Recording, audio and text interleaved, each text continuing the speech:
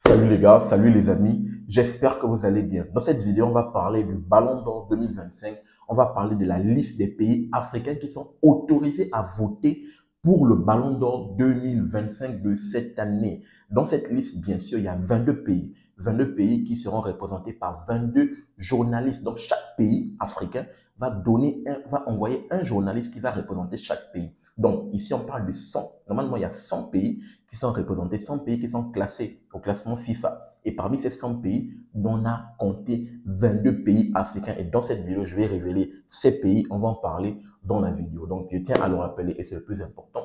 Sur cette chaîne Super Sub, on va pousser, on va mettre en avant le football africain autour des compétitions africaines de football. Pas mal d'échéances en train d'arriver déjà pour ce mois de juin. Il y a la Ligue des champions de la CAF, la finale qui va commencer ce samedi. Il y a la finale retour de la Coupe de la Confédération de la CAF. Il y a les matchs amicaux qui arrivent au mois de juin. Donc les gars, abonnez-vous, activez la cloche de notification parce que pas mal d'échéances arrivent. Et bien sûr, on va toujours continuer hormis ça à parler de l'actualité autour du football africain. Sans plus tarder, on va déjà se lancer dans cette actualité. On va se lancer, on va parler de nos 22 pays. Déjà, très rapidement, on va essayer de lire l'article pour essayer de comprendre. C'est désormais acté. La prochaine cérémonie du Ballon d'Or qui récompense chaque année les meilleurs talents du football mondial se tiendra le 22 septembre 2025. À l'approche de l'événement, France Football a ainsi publié la liste des pays habilités à voter en se basant sur le dernier classement FIFA. Parmi eux, 22 nations africaines ont été retenues. C'est quand même quelque chose d'impressionnant. Quand même, on parle de sur 100 pays, 22 pays africains. C'est quasiment le 1 quart. Le 1 quart, le continent africain compte quasiment le 1 quart des pays qui vont voter pour le Ballon d'Or africain. C'est quand même à applaudir parce qu'un point comme le football africain, déjà dont les récompenses mondiales est en train de prendre une belle place, bien sûr, au panthéon du football. Donc, on va essayer de poursuivre l'article pour essayer, ici, un vote plus restreint mais plus sélectif. Depuis la réforme du processus de vote, seuls 100 premiers pays du classement FIFA peuvent désigner un représentant parmi les journalistes sportifs nationaux. Objectif, renforcer la transparence du scrutin et éviter les votes incohérents qui entacheraient la crédibilité du Ballon d'Or. Cette nouvelle approche mise en place lors de l'édition précédente, remportée par l'Espagnol Rodri, limite donc le nombre total des votants à 100 contre 170 auparavant. Donc apparemment, il y avait 170 pays qui votaient et là, ils ont réduit cette shortlist à 100 pays.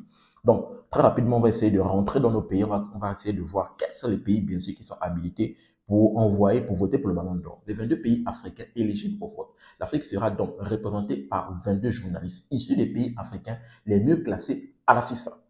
Cette sélection reflète le pays et cette sélection reflète le poids croissant du football du continent dans le football mondial, tout en respectant les critères d'objectivité fixés par les organisateurs. C'est comme je le disais tantôt, le football africain est en pleine expansion. Vraiment, bien sûr, on parle de quoi? De un quart quand même des journalistes qui seront présents, qui vont voter pour le ballon, donc il y aura un poids décisionnel sur le meilleur joueur, sur le meilleur joueur mondial, et c'est quand même quelque chose à applaudir. Donc, très rapidement, on va essayer de comprendre si après la liste complète des nations africaines autorisées à voter pour le Ballon d'Or. De 1, c'est d'abord le Maroc.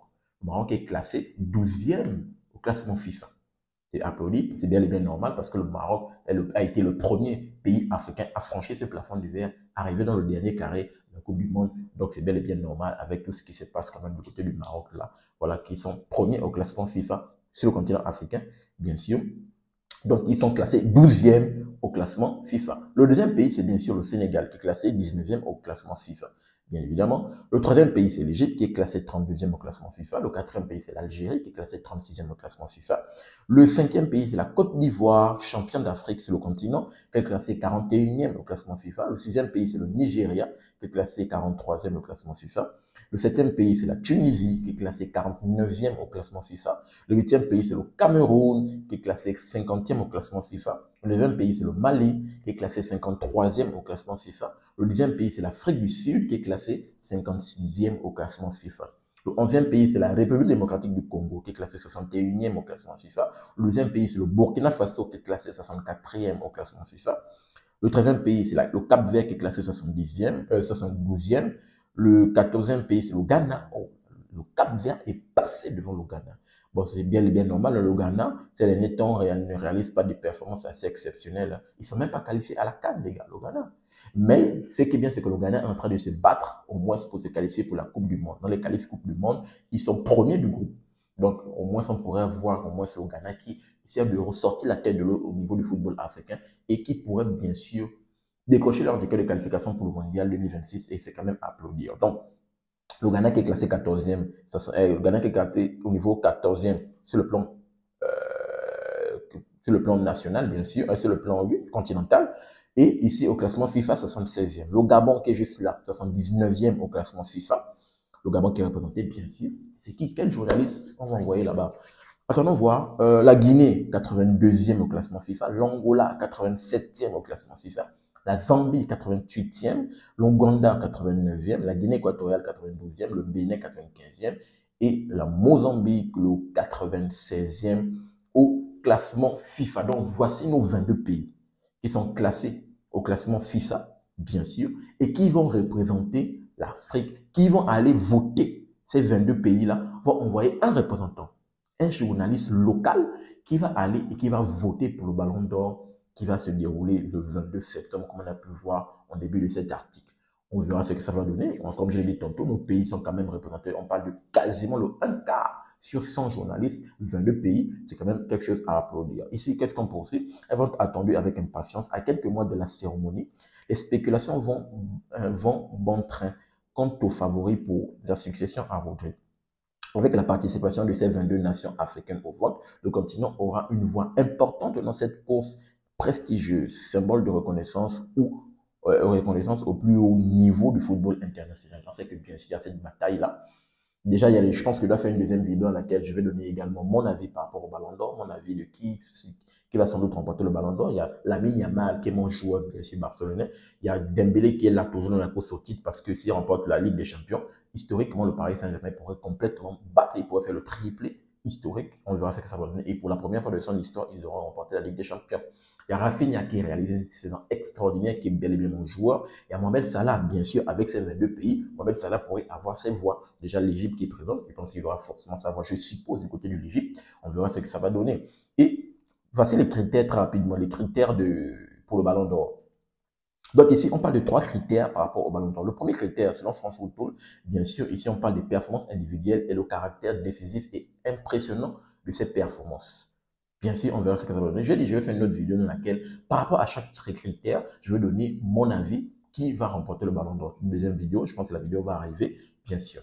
Le deuxième critère, ici, quand on parle par rapport à nos journalistes africains qui vont valider pour le Ballon d'Or, ici, le deuxième critère, c'est l'aspect collectif et les trophées remportés qui constitue un deuxième critère, bien sûr. Et l'autre critère, c'est la classe et le fair play. Donc, voici ces trois critères que nos journalistes africains devront se baser pour élire le Ballon d'Or mondial et on verra ce que ça va donner. Donc, c'est un peu ça. Et comment c'est un petit rappel là, par rapport, pour chaque journaliste, ils auront à élire, bien sûr, 10. Ils auront un top 10 à élire. Parmi ces top 10, bien sûr, il y aura un premier, un deuxième, un troisième, un quatrième, cinquième, bien sûr. Et par rapport à chaque classement, le premier obtient 15 points, le deuxième 12 points, le troisième 10 points, le quatrième ainsi de suite, bien sûr. Donc, c'est une short list. On verra ce que ça va donner. Le Barça qui aura quand même une forte représentation. On verra si peut-être parce que Rodri, on se rappelle qu'il avait volé le ballon d'or de Vinicius. Je suis un Barcelonais, mais il faut quand même le rappeler que Vinicius, vu la saison qu'il avait réalisée, tout le monde pensait qu'il devait remporter le ballon d'or. D'où même Madrid, Florentino Pérez, la délégation madrilène n'était pas venue à la cérémonie du ballon d'or. Il s'était senti indigné du fait que Vinicius, bien sûr, n'avait pas remporté ce ballon d'or parce qu'il savait à l'avance qu'il n'avait pas. Tu sais à l'avance que tu remportes le ballon d'or en disant c'est des photos avec toi, ta famille et tout. Donc, il savait qu'il n'avait pas remporté le ballon d'or. Le gars s'était senti indigné, ils ne sont pas venus à la cérémonie. Et Rodri, bien sûr, qui avait remporté ce ballon d'or, bien sûr, qui avait fait beaucoup parler quand même.